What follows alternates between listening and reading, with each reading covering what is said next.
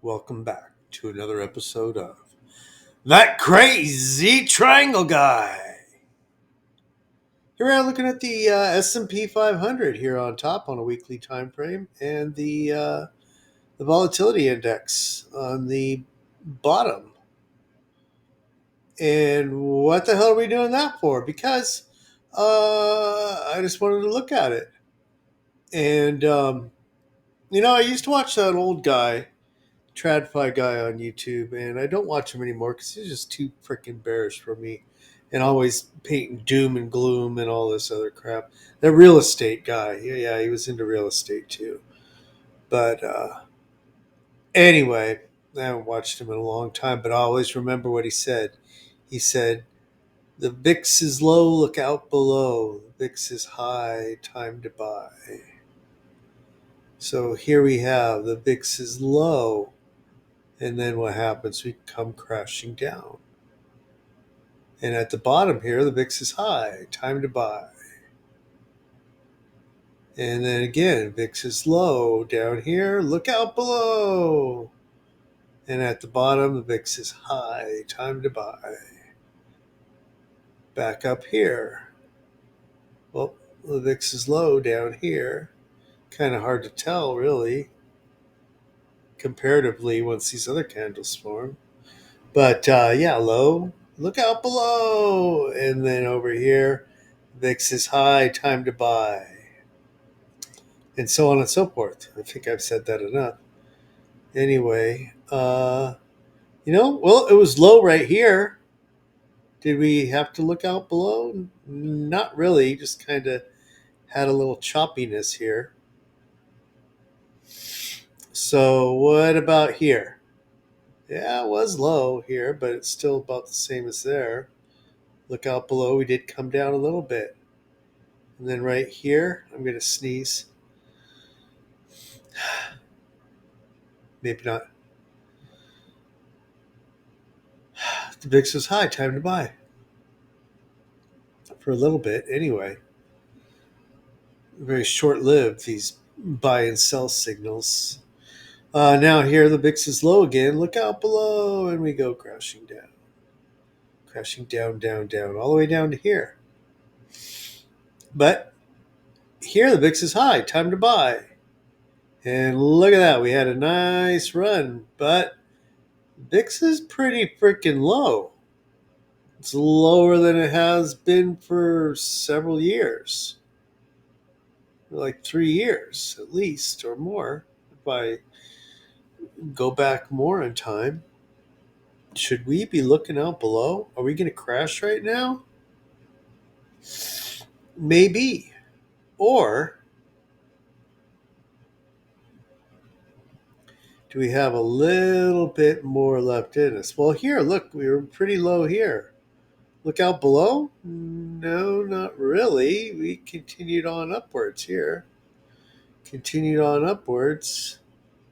Kind of had some little dips there, nothing much. Continued on upwards, and actually the VIX started going up here, chopping up, but at that low point it was. But this was okay. This is COVID crash, so does that count? Anyway, so here, this looks kind of similar to where we're at now. Then we had a little choppiness there, and then some more up before the little correction there. I think that's kind of similar to where we're at right now. Now, the reason I say that because I'm looking at other things too. For example, I'm looking over here at this chart. This is okay. Why do I get that on there? Here we are looking at the S&P 500 on a weekly time frame, and we have our lines drawn up here. Now, this parallel channel goes pretty far back in time. Well, we'll just stay on this time frame. We'll make the chart a little bit bigger here. Turn it on auto.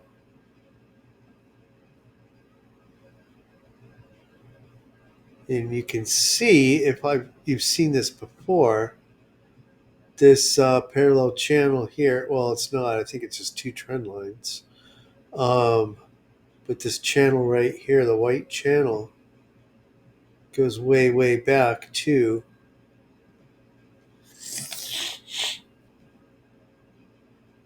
the 1930s. All the way back here to the 1930s. The S&P 500 has followed this channel. It's gone above it, it's gone below it, it's gone above it. Whenever it gets too high above this channel, it comes correcting down. Nice little run up. This is in the 60s, 50s, and 60s. Comes correcting down. Nice little run up again, comes correcting down. Run up again, comes correcting down and through it. That's in the 70s. That's when I was a little baby. And then, yeah, here. This is when I grew up. This is when it was normal to have 2 and 3 jobs. I had 3 jobs, well, up here. Uh, Not this far back, but over here. Anyway, so we fell below it, came back in it, and but we've snaked along this trend line for 90 years. Um, and then look at this. We came way above it in the dot bomb era and then came crashing down. Up again, then the housing collapse. And since then, we came up through it again and are having a nice little run. And, but I don't think we're high enough away from this channel to come crashing down. Here we did have a crash because of COVID. We had a little bubble here, but we've corrected down. We've corrected back into this lavender channel here. So ultimately, I think we can stay in this channel until sometime in 2030 or maybe even out to 2032 before we have some sort of a major crash that takes us back into this channel.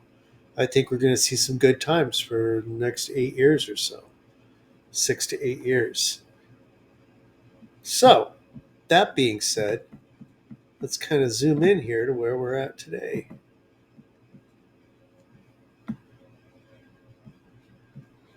We came up above this pink channel and have come crashing down back into it. But since we came back down into it about a little over a year ago, we've kind of held our range. We've held this range inside this channel up and down and currently have come up to the top of it. Actually went up to the top of it, came back down almost to the bottom, and are coming back up.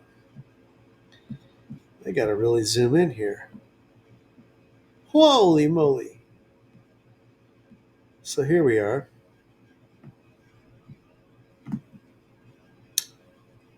So remember, back here, VIX is really, really low. As low as it's been for many, many years. That being said, however, I think the VIX, that VIX can kind of go sideways for a little bit more, possibly to allow the S&P to come back up to the top of the channel following this trend line here. And where does that take us? It takes us to the end of January, towards the end of January. And where does it take us over here? To the left. Let's see where that takes us to the left. Right up here to this high. So this kind of makes, it's kind of all fitting together here. About 4,800, slightly over 4,800, we get to the back to the top of this channel. that VIX thingy trades sideways a little bit, allowing us to come, or maybe even down further. I think we still got some room. Even when we looked at this and the VIX did reach a bottom here, well, that one came crashing down like the next week. But let's look at, yeah, those are bad examples. I remember looking at some where it seemed like it hit the bottom, but then it,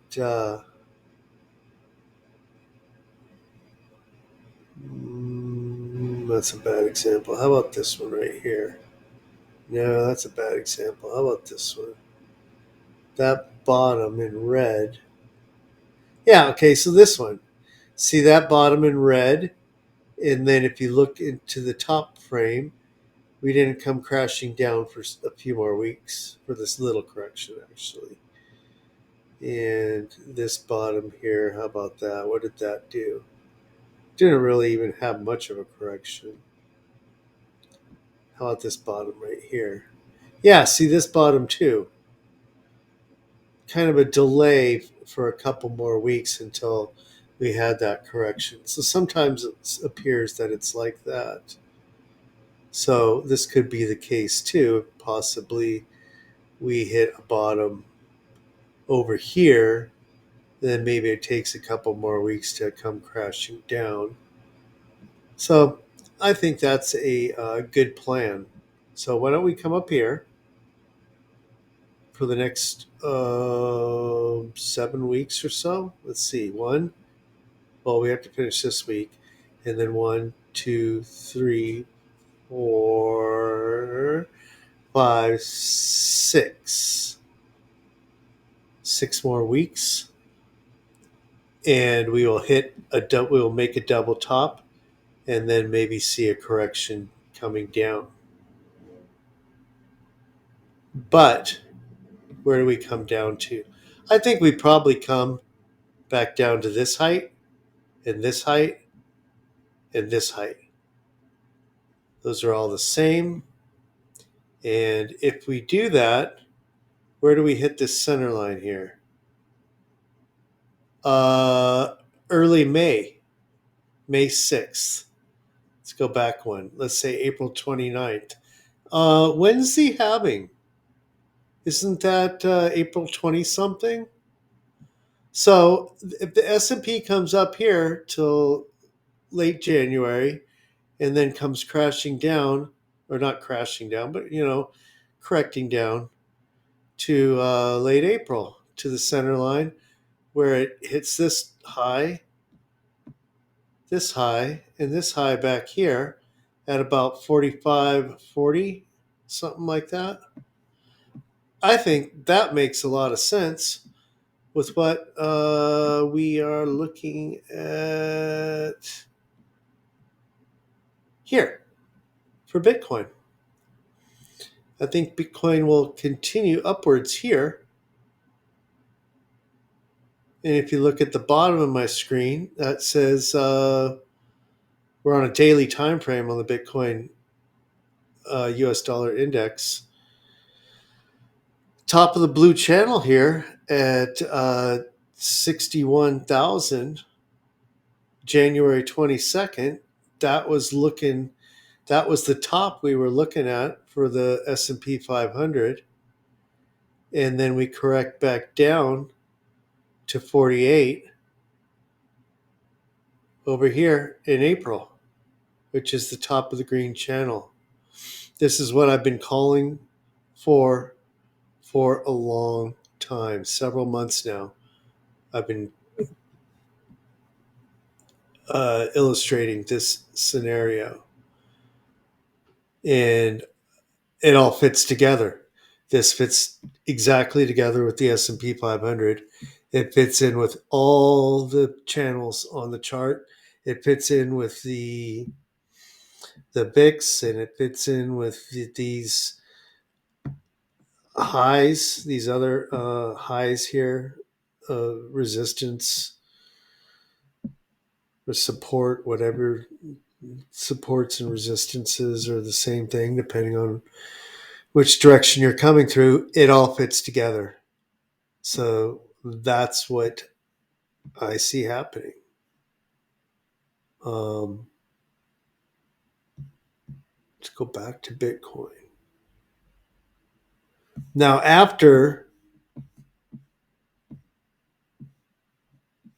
this big rally for Bitcoin, since which started here really in October, um,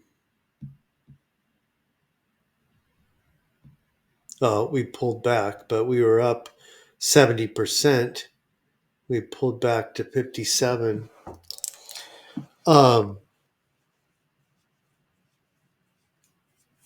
and that's why we pulled back, because people are going 70%. Hell, that's enough. We're going to dump. I better get out of here.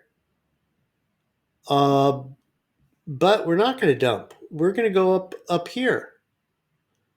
And that's why this rally will continue, because a lot of people, the smart people, know we're not done at 70%. We're going to go up here to about 135%. These people that are dumping right now are missing out on this extra 60%.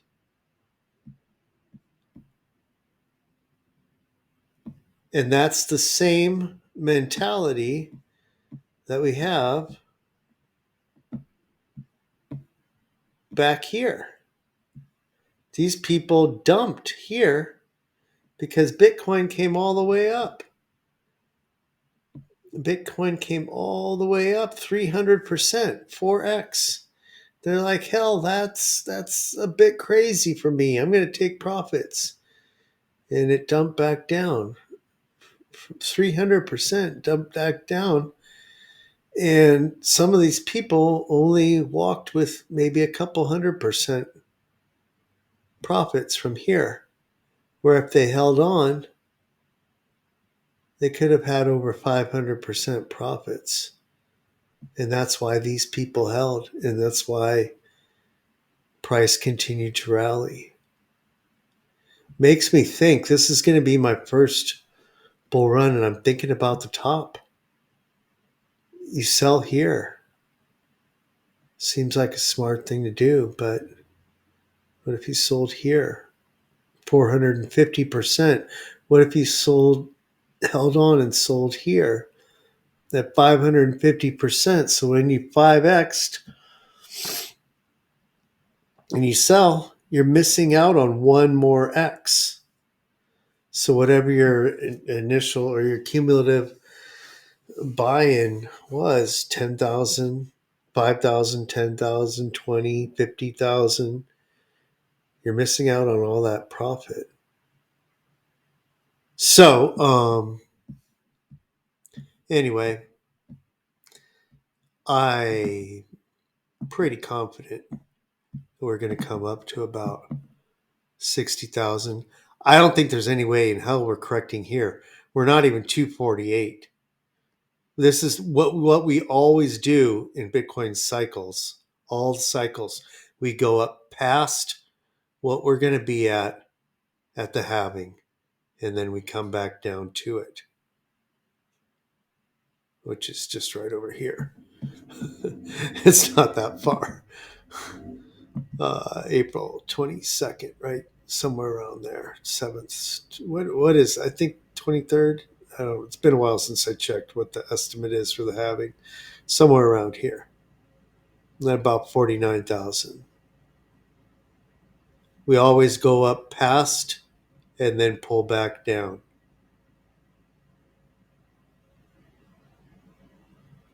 So,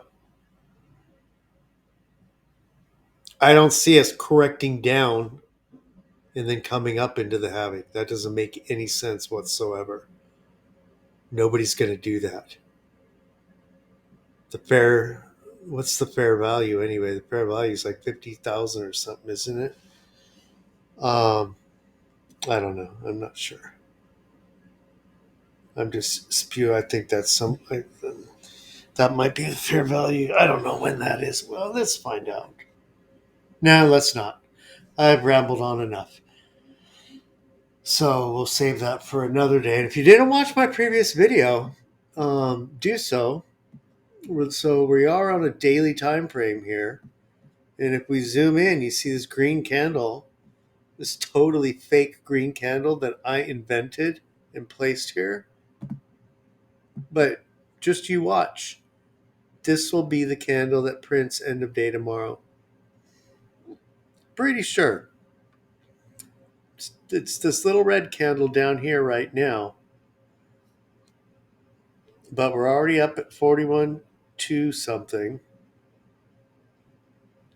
We're only down 0.58%. We were down a lot more. Well, I mean, not a lot more, but and futures is now trading at almost $300, nearly $280 premium to spot. That was a lot less earlier. It's getting closer to 300, and pretty soon it'll be more than 300. And that indicates to me that they're trying to get on board here. All right, so we'll see what happens tomorrow. Like, subscribe, and share this with your friends. And we'll see you next time.